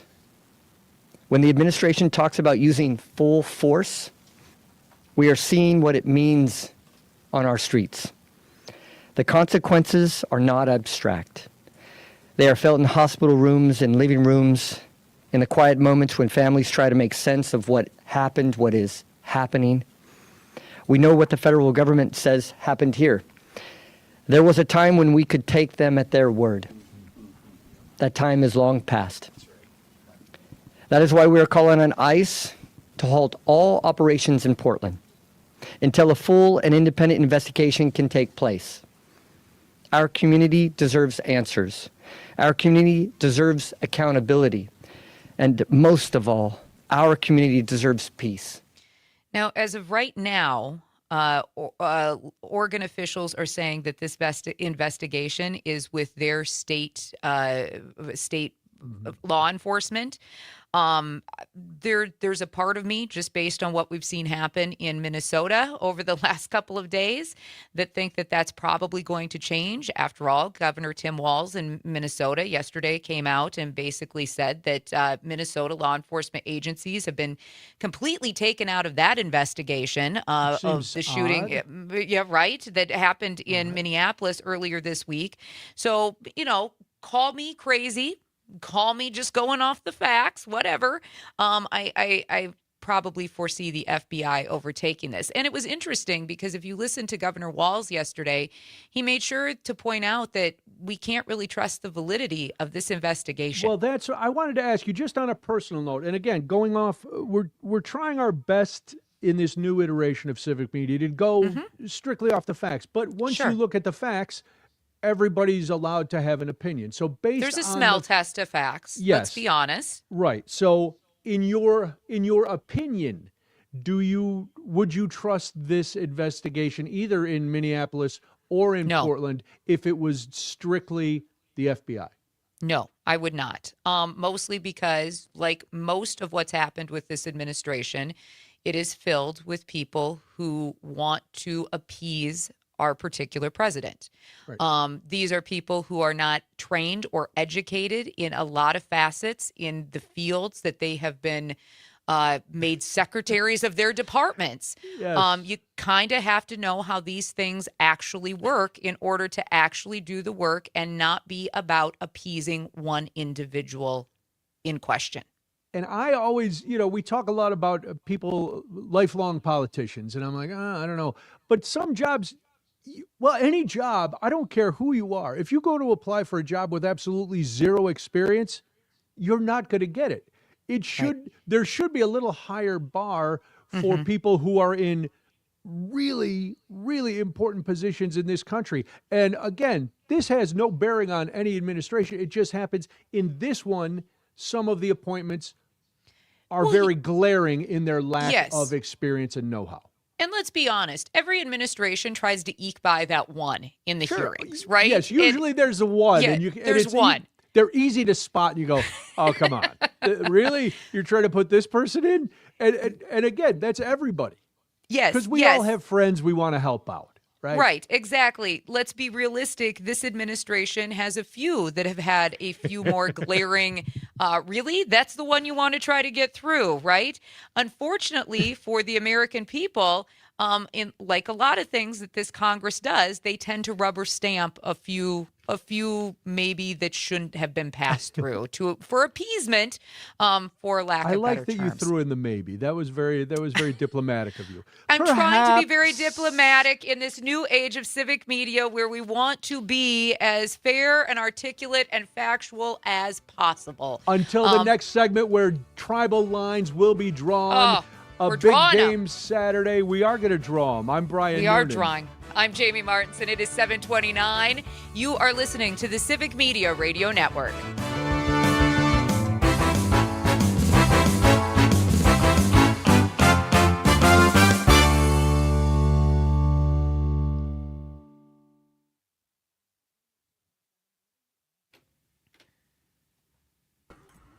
Alrighty. I Hello, feel Jacob. like I continue. Hey, Jacob. I continue to prove Good to morning, the Jacob. aquarium that we know what time it is. That we know what we're doing. That's what For me, I just like to bring my hands in the I air. like I just no. don't I care. want you to keep flailing about like you're having a spasm. I want to see that. I want to worry about your health. You want to see me have a spasm?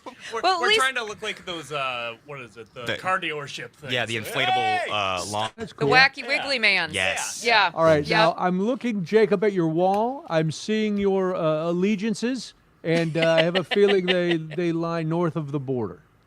They do. Okay. Perfect. I am from south of the border, but my allegiance is north of the border. This is why he's the perfect human being to be here to talk about this. Yeah. No, listen, we're all. It's we got to find out. And I've talked so much Packer football over the years that I try to keep my bias out of it. Yeah. Having covered them for the last 3 years, that's kind of the way that it's had to work for me as well. But is that a Southern Illinois shirt that you have on? It is. Okay, so yeah, that's a little south of me, but yeah, I Where live in Rockford. where are you from? Rockford, Rockford, Illinois. yeah. Oh, I know Oh, Rockford yeah, very okay. well. I always joke that I could spit and it lands in Wisconsin, so Yes. it's right Yes. there. Yep. Well, that's one of my best friends is from Rockford, and he is, because of his proximity to Wisconsin, he was raised a Packers fan. Mm-hmm. Now the rest of his family is Bears fans, so they're the goods. He's the black sheep, obviously. Gotcha. Yeah, I grew up. My mom didn't care until I started to care. We started to care, me and my brother, and then my dad grew up. He was a Eagles fan in the 70s. Okay. So, yeah, I see your jersey back there. Yeah, that's a group that I used to work with. They made that for me after he passed away. So that's why that sits there. But yeah, that's cool. definitely I have a soft spot for Philly when they're not playing Green Bay. So if Chicago ends up winning, I'll be rooting for Philly next week, and everybody will think it's sour grapes, but it really isn't. So okay, well that's good to know that you have history with the Eagles in case it gets. Yeah. It's if you guys ever get a chance to go, maybe don't wear the team that they're playing against. I've heard some stories, but I have as well. Yeah, I do. the Philly area fans are though, rough, right? The area was cool though, and the stadium was cool. And if you're like, if you don't run into the wrong crowd, I think you can have a lot of fun with that group. But it is a risk, I guess. It's a bigger risk there than it would be in saying like I've never been to Soldier Field until tomorrow. Okay. But I've been to Minnesota for Packers Vikings and stuff like that. I've never had a huge issue. I've been to Packers games at Soldier Field, and it's a lot of bluster, but it's kind It's of a good rivalry. There's your little groups that are on both sides that are jerks, but overall, it's like just a little bit of good-natured trash talking, nothing offensive, nothing. Can I tell you both what it's like to go to a Vikings game as a Packers fan? And this was literally our experience, and it was last year Favre played for the Packers. Right? Or for the Vikings. I'm sorry.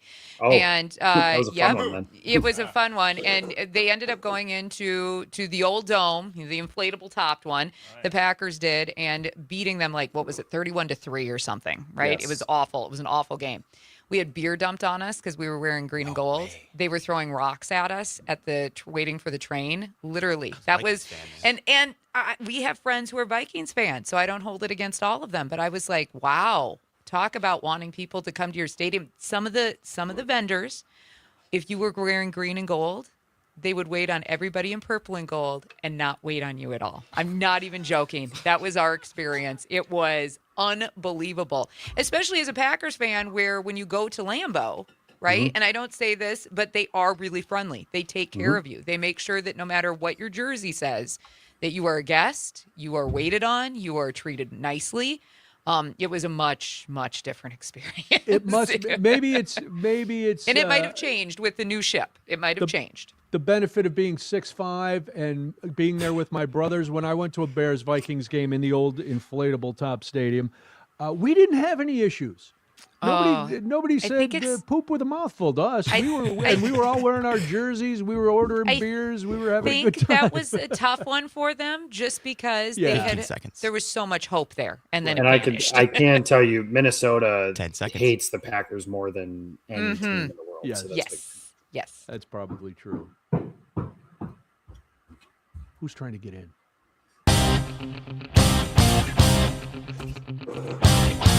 Wow.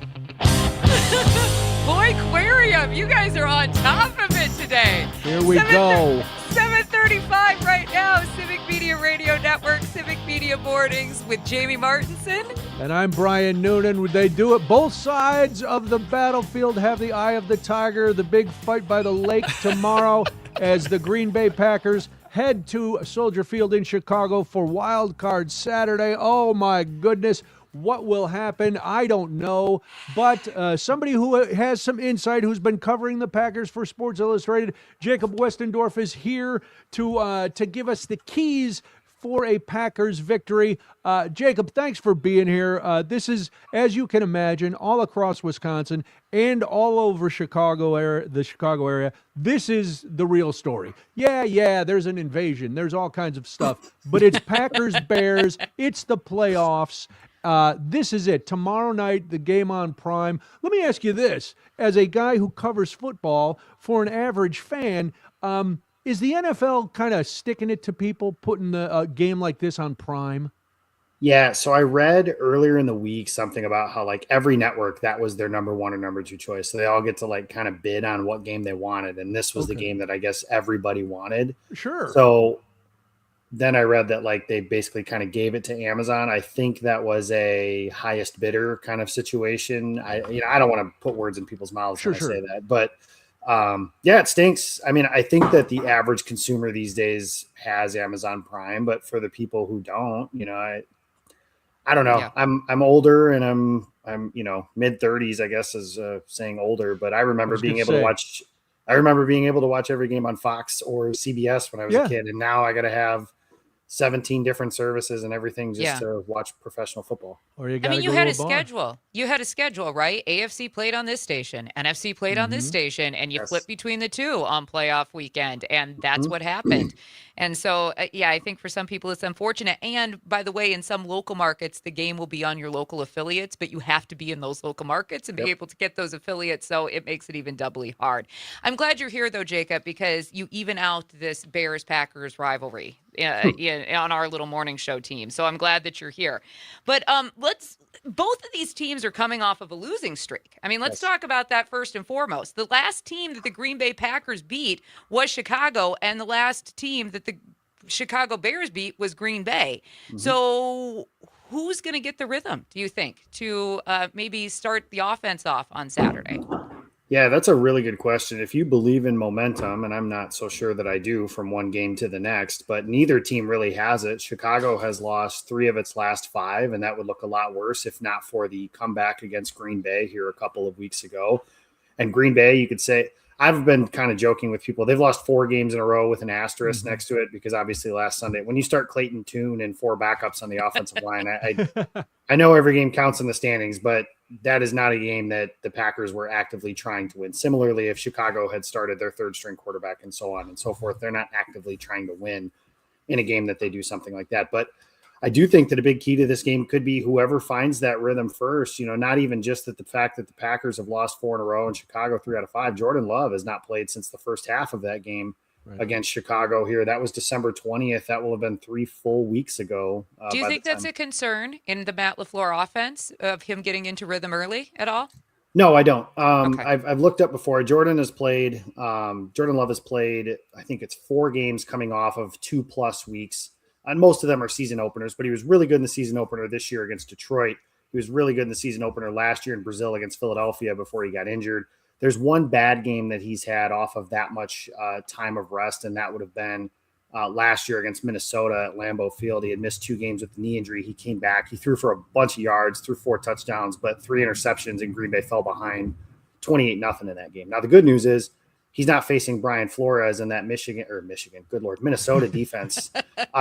He's not facing Brian Flores on that side of the ball. I think the biggest individual advantage in this game is Green Bay's offense against Chicago's defense, because Chicago's defense has, I don't like to call it smoke and mirrors, but it kind of is that way. From a play-to-play basis, they're not very good. They take the ball away a bunch, and that's something that they are very good at least for this season. But the good news for, if you're rooting for Green Bay on Sunday, is when Jordan Love has played, the Packers have done a really good job at protecting the football, and they kind of move the ball at will. Again, whether it was Love or Willis in the game the last time they played, they move the ball at will. If they score in the red zone, we're talking about a game that the final score is 28-9 because the game is basically over when Chicago's trying to make that comeback. They didn't do that because they had a 4th down that they turned the ball over on in the red zone. And Josh Jacobs fumbled on a force from, I think it was Nashawn Wright, forced the fumble from Jacobs in the red zone as well. So turnovers are going to be a big story in this game. They always are, but they're even bigger against a team as good at taking the ball away as Chicago is, and in the postseason. And thirdly, Green Bay doesn't take the ball away. So that is a fascinating storyline to me as well. Jacob Westendorf covers the Packers for SI. All right, you were talking about injuries, Jacob. We know Jordan Love is back. The other big story, Zach Tom is coming back. Who else is on the mend and looking to come back for Green Bay that can make a big difference on Saturday?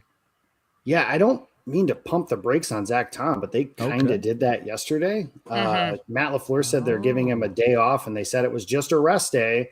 But Zach Tom's quotes are kind of like, I don't know if he was playing coy. I wasn't in the scrum, so I don't know like what the context of or like his tone was or anything like that. But he was kind of like, yeah, that's the plan that I'm going to play. But so we'll see if that happens. I expect him to play, but we'll see. If he can't, that's obviously that's Green Bay's best offensive lineman. So that's a big one. In terms of the rest portion of things, that I think the biggest benefit of that, the biggest benefactor is Josh Jacobs, because Jacobs has been playing injured since the end of November. He missed a game at the end of November against Minnesota.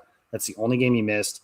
And he's kind of been banged up since then, questionable, not practicing. There was 1 week where he played, I think it was before they played Chicago the first time. Rap Sheet reported that he was on crutches on Monday, played on Sunday, had 2 of the biggest plays of the game in that game. And he's kind of been, since that game in Denver, less effective, I guess is the nice way to say it. He didn't play well against Chicago. He only had 4 carries for 3 yards against Baltimore. That's his worst game as a Packer by far. And then he didn't play last week. So Jacobs is a big part of their offense. I've always called him kind of the heartbeat of their offense. For better or worse, Matt LaFleur does want to lean on that ground game. And I'm not sure 100% what the weather is going to look like tomorrow, but if it gets too snowy, muddy, yucky, that's kind of why the Packers brought someone like Jacobs in. So if he's healthy with some fresh legs, he says this is the best he's felt in weeks. If that's the case, again, talking about Chicago's defense, they don't stop the run all that well either. And we'll get to the Green Bay portion of that things, I'm sure, at some point, but they don't slow down run games. And if Jacobs is able to kind of control the game that way, that's a big advantage for Green Bay. Well, since you brought up the run game, let's go to it, because the Bears have been really using the run game very, very well. Yes. So what are the Packers going to have to do to stem the tide of them not stopping the run well? What changes have you seen or have you heard about over the last week or so that they're trying to move Well, the good news along? Yeah, the good news for Green Bay is I don't think it could get worse from the last time that their starters took the field, where Derrick Henry ran for 600 yards and the Ravens ran for like 1,000 in total. Were you at that game, by the way? Were you there? I was supposed to be, but unfortunately, it was awful. It was awful. I'm sure it was. It was worse. We had the super flu that hit everybody, so that hit my 2 children. So I had to take them to doctor, all that good stuff. But yeah, disaster. Nonetheless, it can't be worse than that, I don't think. The good thing that Green Bay has done, Chicago has put up yards against Green Bay as far as their run game has gone. Something they've done really well is Chicago's run game is explosive, and they're able to create those chunk 20, 30-yard runs. Kind of one of the weaknesses of Green Bay's run game this year has been that Jacobs just doesn't have that extra. He can't take it to the end zone from 60 yards out. And DeAndre Swift kind of can do that. Monungai is very good at making yards after he's touched. Green Bay, the first time they played each other, so the game that they won, The longest rush in that game for Chicago was 9 yards. So, I mean, still an effective run, obviously, but not that explosive chunk that you're looking at for everything like that. I think that Dan Orlovsky said it best on NFL Live. Who wins the double teams, and then who wins at the point of contact? So when Green Bay makes contact, if it's a 3-yard gain, they need to keep it a 3-yard gain. A 3-yard gain turns into a 6-yard gain. Well, now Ben Johnson's just going to turn and hand it to the guy again. Green Bay really does want Chicago to get in those situations where they're relying on Caleb Williams in a drop back, traditional, obvious passing situation where he kind of has to play from structure for all the things that Caleb Williams does well. And he has gotten better this season than he did a season ago. Something he doesn't do as well yet is stand in the pocket, see the field, deliver the football in obvious situations. So how do the Packers contain him to that pocket? Because you're right. If once he starts scrambling, that's where he seems to be the most dangerous. That's where a lot of these fourth quarter heroics come from, him leaving the pocket and finding an open target downfield. Yeah, it's easier said than done. I'm not making a comparison of the two quarterbacks, but it does remind me a little bit of some of the talking points we had around Aaron Rodgers when Rodgers was Green Bay's quarterback of keep him in the pocket. Don't let him escape to his right, all that stuff. Green Bay did okay with that when they played at Soldier Field here a few weeks ago until they didn't at the very end of the game. Yeah. And that's where, when that game kind of became fast break, that's where Chicago was able to kind of make some plays off of platform and everything like that. So I'm interested to see what they do. I think they're going to try and send more pressure and try and keep him contained. I know Jeff Hafley has said that's the big thing is keep this guy in the pocket. But one of my favorite quotes I've ever heard was Preston Smith talking about playing Russell Wilson. And he says it's like chasing the fastest chicken in the coop with no fence. Yep. And that's kind of what Caleb Williams is. Yes. But I think that if you're a Packers fan, I think that's maybe the fear, right? The run defense has not been great this year, whether it's been the quarterback or whether it's been the running back from the backfield. It's not been great. And that's probably been one of the biggest knocks against the Jeff Hafley defense. So do you think there's anybody who can step up right now? Rashawn Gary has been, Packers fans, let's be real. It's been not great. Even when Micah Parsons was on the field before he got injured, is there anybody in the middle of that line? Because it feels like since Devontae Wyatt went out early this season, the run game has been not great for the Green Bay Packers defense. Yeah, and the pass rush really suffered when Wyatt went down as well. The one name that I guess of the front, if you will, most of those defensive tackles to me, that's the weakest position that was on Green Bay's roster. And after they traded Kenny Clark, I think that's certain, and which is something you do 100 times out of 100 to trade for Parsons, obviously. But that was a position that could easily become a pressure point on this defense. So, Jonathan Ford was a guy that just came back from Chicago, but they're really just kind of throwing bodies in there and hoping. The one name that I think keeps coming to mind really played well against Baltimore, which was the last game that, quote unquote mattered, was Lucas Van Ness, former first-round pick. They're kind of hoping that he's one of those guys that steps up. I think he's going to start across from Parsons next year. I don't know if Rashawn Gary is going to be here next year, but if Green Bay is going to have to slow down run games, it's going to be across the board. Ben Johnson will stress you at all three levels of your defense and at across the entire line of scrimmage with his run game as well. So I think that's something that, Green Bay is going to have with all those guys kind of playing. It sounds boring, but it's like play your gap, play your assignment, do what you're supposed, do your job and do it well. To quote Bill Belichick, I guess, is the way that Green Bay is going to have to do it to slow down the run game. Jacob, before we let you go, we've talked about all the big so-called keys. Is there something that you see that maybe we haven't talked about? One key to the game, and I know you cover the Packers. Do you want to make a quick prediction before we let you go? Yeah, I think the key is scoring in the red zone. The last time these two teams played, neither team did. I still can't believe that of all the things that Ben Johnson drew up on fourth down, the snap between the legs to Monangai was one of them. Yes. I couldn't understand it at the time. I don't understand it now, especially when, I think that there's a beauty and simplicity sometimes. But I think scoring in the red zone, Green Bay had, I think, 5 trips. They scored 1 touchdown. They had 2 turnovers if you include 1 on downs and the 1 fumble. So whoever scores. Do you want to make a prediction? Because we're up against the clock. Yeah, I'll go Green Bay 31-28. I think the Packers win on a field goal at the buzzer. I do think they're the better team. They've dominated 118 of 120 minutes. I think they're the better team. Well, we got to let you go, Jacob. That's now after you're out. that little now you're out. prediction. That was it. Gotta let you go. Jacob Westendorf covers the Packers for SI. We appreciate you being here, Jacob. Thanks a lot. It is 7:48 right now, and we have a little internal bet that we have here on the Civic Media Morning Show. We're going to talk about that when we come back. My name is Jamie Martinson. I'm Brian Noonan. It's the Civic Media Radio Network. Thank you, Jacob. Thank you so much. Thanks, Appreciate Jacob. you guys. Take Jacob, Frank. real quick. Oh. Go blue, baby. Yes, sir. Hi, Frank.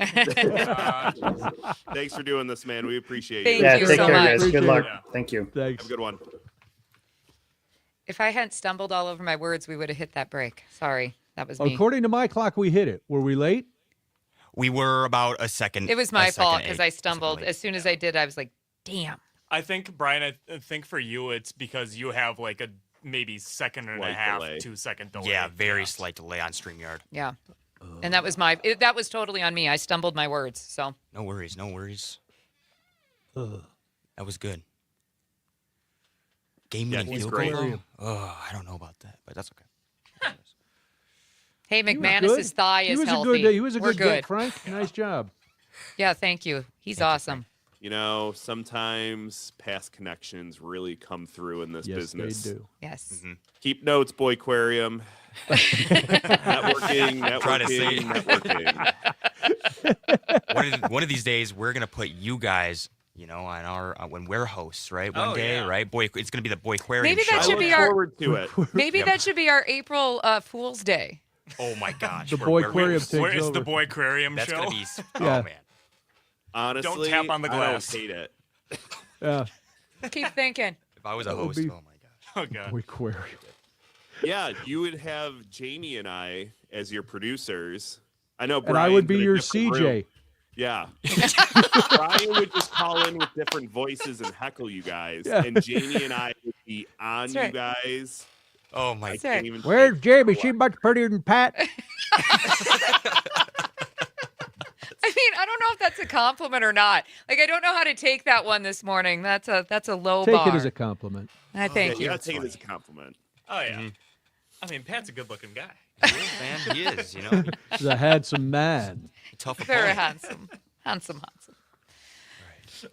My shirt comes tomorrow, by the way. God, I can't wait for you to just keep it.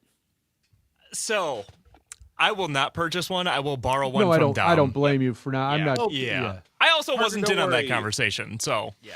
No, Gotta and we switch. didn't. We decided you didn't have to. I don't know didn't one- go out and buy anything. I don't know one person with Oh. a bear shirt, so I had to I had to plunge. So Parker, I don't know if we told you, Jamie also volunteered that you guys would take a shot of Malort, but she Oh. doesn't drink, so it's just you. I have volunteered for this, actually. Oh, perfect. All right, there we go. That's perfect. That's what we like to see. I want to know what it's like. Well, we also had Do talked you? about. We also had talked about terrible. giving you the first one as water, so you bolstered your confidence, and then took a second Oh, one, and that was a God. real Malort. Oh, That would be funny. do you have a shot glass? we got 10 seconds. That's what you say.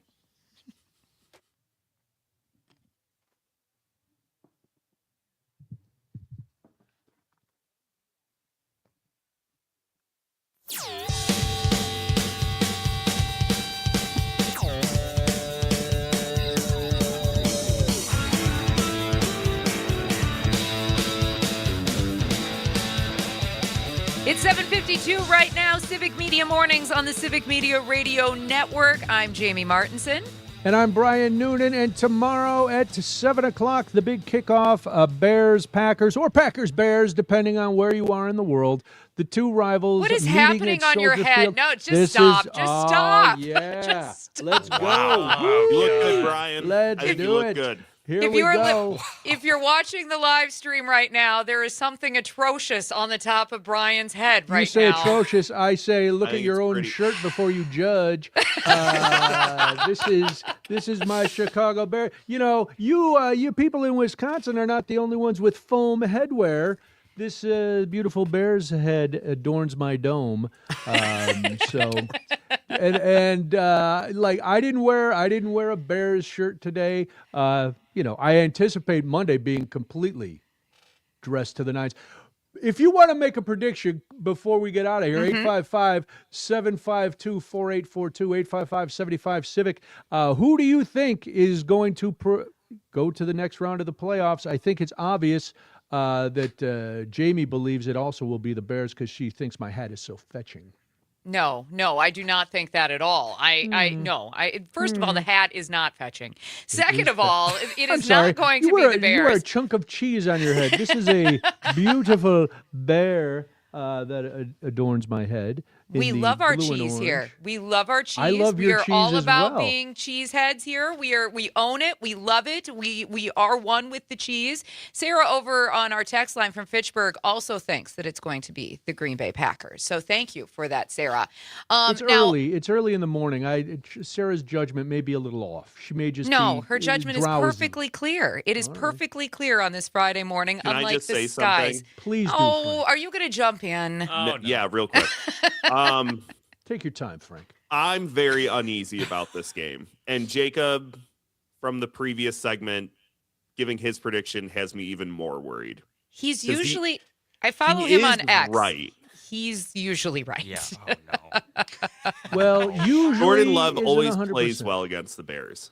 Here's what I'm going to say, though. He does, but he may bend over and get hit again. So. Parker's going to erupt.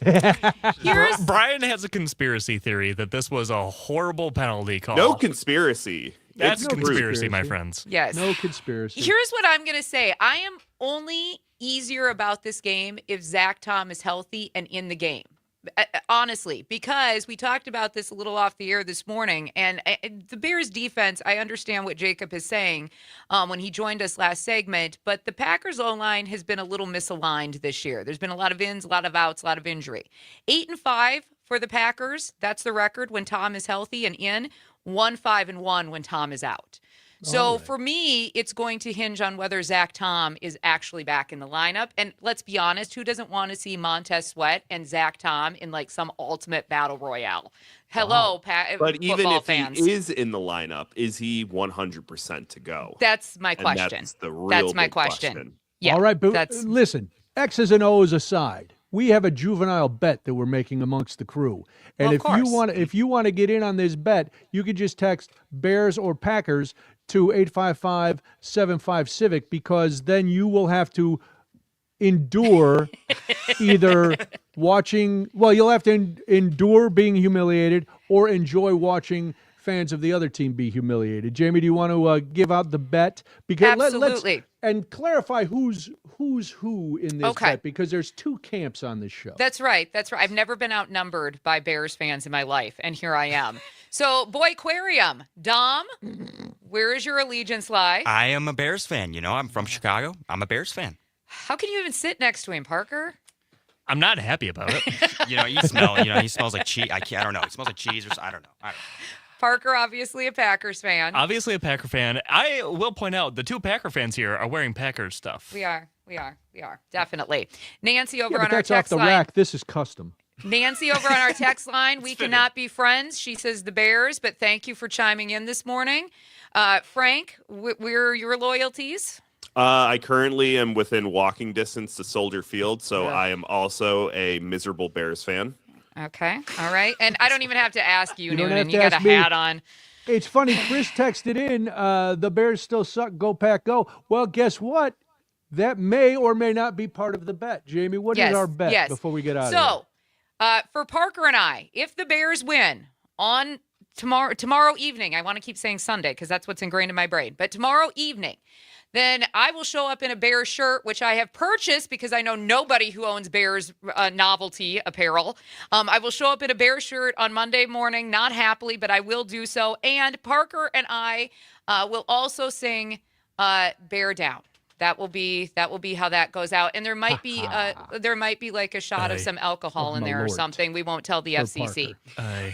If the Packers win, and we're going to go with Jacob on this one and say that he is correct, then you, the three of you, you people who remain nameless, have to do the Go Pack Go chant, and then you have to sing The Bears Still Suck.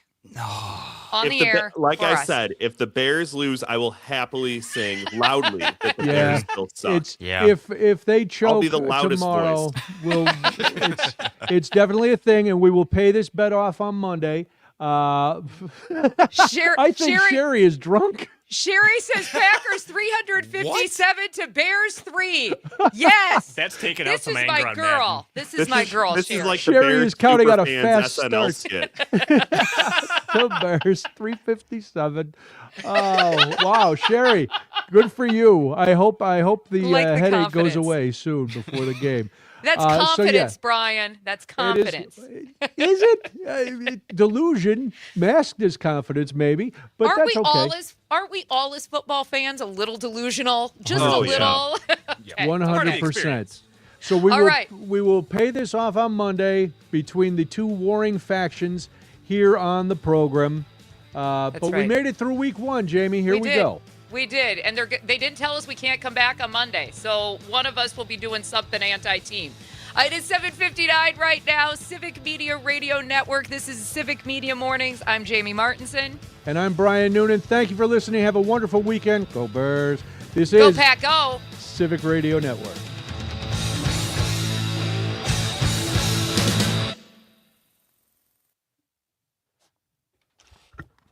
All right. See you later, live stream. This was week 1. Have a good rest of your day.